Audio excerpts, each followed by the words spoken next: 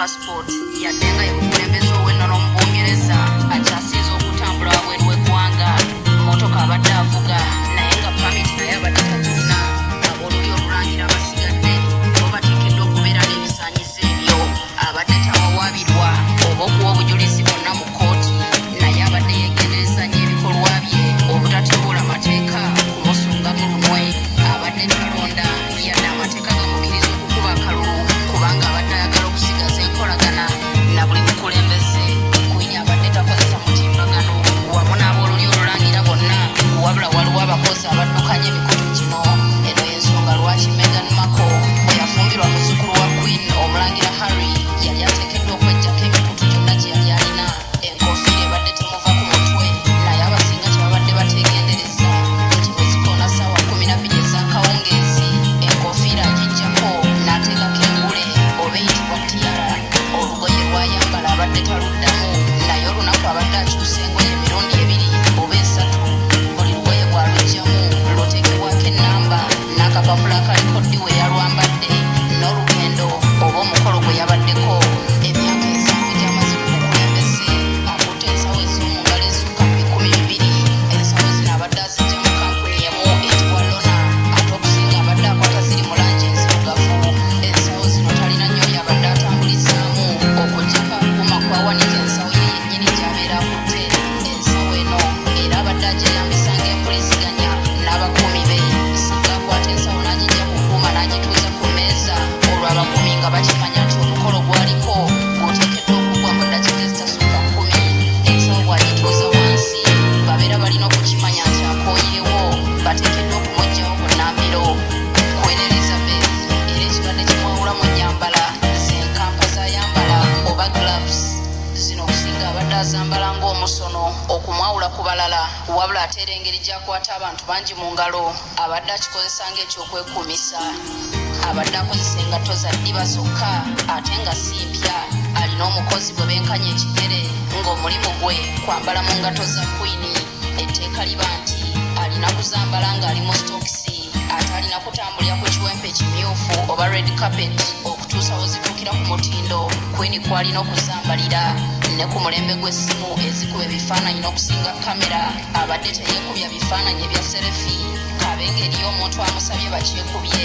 kino kikontana n'ennono abadde tayagala birefu wamu ne botayi wadde abooluli olulangira babadde batendekebwa amagye ate nga bagoberera ennono z'amagye gennyini naye kwini abadde ng'omuntu yalifuula tteeka abamuliraana teri kusiba mataayi agatali mawanvu n'okukuza ebirevu nga takyagala abadde awomerwa akabisi buli lunaku ng'asooka kenge nga tannaba kulya kyamisana kawalagi ekika kya gin kyabadde anywa naye nga kalina okubeeramu akaniimu akatonotono n'akatole ka ice obudde bw'ekyemisana abadde ateekeddwa okusooka okunywawo ekikopo kya caayi ne keeki eriko ebinyeebwa abakozi be babadde bakimanyi nti ono ne bw'aba ku lugendo ebyo birina okugobererwa ate nno nga tannaba kuwummula kwebaka abadde alina okusooka okunywayo olugiraasi olw'omwenge gwa champagne okuva mu mwaka gwa 1989 abadde akozesa langi emu esiigibwa ku njala naye nga bw'ozitunulako toyinza na kukimanya nti enjala azisiiga Queen langi ku njala gy'abadde akozesa ya kika kya ballet slipper okuva mu kampuni eya ensi ekyewunyisa langi y'enjala eno teri mu langi ezisinga ebbeeyi mu nsi era buli kacupa abadde akagula $7 zokka obulamu bwe bubadde bwakyama nnyo era okusoowagana kwafunye n'abantu abasinga mu mbiri ez'enjawulo kubadde kuva ku kusomola byama amazaalibwa ge gabadde gabuzibwa emirundi 2 buli mwaka wadde yazaalibwa 2 mu lumu April era ye ng'omuntu abadde alukuza ku olwo naye Bungereza ng'ensi ebadde amazaalibwa ga Queen egakuzanga 11 omwezi ogw'omukaaga omuzannyo ogubadde gusinga okumuwoomera gwa mbalaasi emyaka 7 gy'amaze ku bukulembeze Queen Elizabeth owokubiri abadde n'embwa 30 bwe yaweza emyaka 18 kitaawe yamutonera ekirabo ky'embwa n'agituuma Susan okuva olwo azze alunda embwa era 30 g'abadde nago gavudde ku Susan gye bamutonera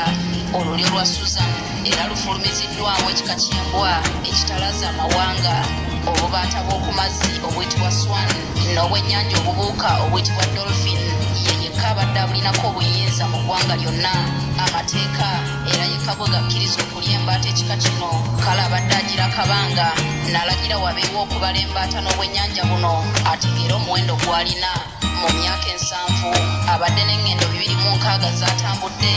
mu mawanga 100, kitegeeza nti ensi 95 zokka kwini zaatatuuseemu. Ensi gy'asinze okugendamu ye ya Canada n'emirundi 33, neddirwa France emirundi 13. Bw'aba abadde anaatambula, ennyonyi ebadde esooka kwegezaamu mu lugendo lw'anaatambula eggulo limu. Ennyonyi emutambuza bw'eba etonye ku ttaka ku lugendo lwonna, abadde yasooka okuva mu nnyonyi eno, naye ate ekyewuunyisa ensawo ze zirina okumusookayo gy'alaga. Bw'abanga ennyonyi emukubye obukoowu oba ekiyitibwa jet lag, abadde yekkakkanya nnyo n'okulya entuntunu oba enkenene. Kwini babadde bagira ne bamuggyako omusaayi gwe ne guterekebwa bulungi, era buli lugendo lw'abadde agendangako omusaayi abadde taguleka mabega. Abadde atambula n'abantu 34 okuli n'omusawo we abeera alina okulabirira omusaayi guno okukuuma obunyogovu bwagwo. Mu lubiri lw'e Buckingham abadde n'akuuma akeyambisibwa okuggyamu ssente oba kayitibwa ATM, naye nga ye yekka amanyi we kali. Abadde ATM eno agikozesa okuggyamu ensimbi ezizenga omuntu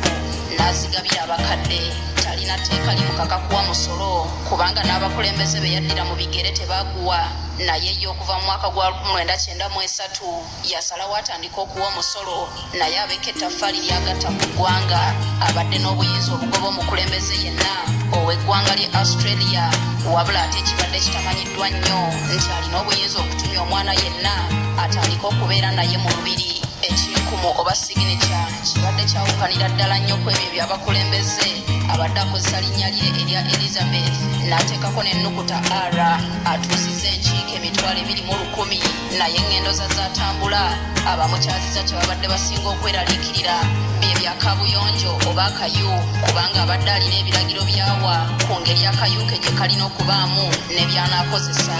Mu budde obw'eddembe, Queen Elizabeth owokubiri abadde ayeeyereza eddoboozi ly'ennyonyi lyefulumya ng'eva mu bwengula etuuka ku ttaka. Okusinga abadde ayeeyereza ennyonyi ekika kya Concord, yadde ng'ennyonyi ekika kino yagibwa ku katale mu mwaka gwa 2003. Kino kye kibadde kisinga okusesa abantu be ababeera bamuliraanye ng'akola bino. Abazannyi ba firimu tabasimatuse bamukozeemu firimu ezisukka mu 100 nga bagegenya ebikolwa n'enneeyisa ye awamu n'ensirukanya y'emirimu. Queen abadde n'omutontomi owuwenga omuntu, naye ng'omusaala zibeera cupa za mwenge. Omutontomi ono abadde alina okuyiiya ebitontome ebinaamalako Queen ekiwubaalo n'okumuwumuzaamu ng'akooye. Kiri mu nono, olubiri luteekeddwa okubaamu omutontomi, yadde abadde asasulwa $7 omwaka, naye okusinga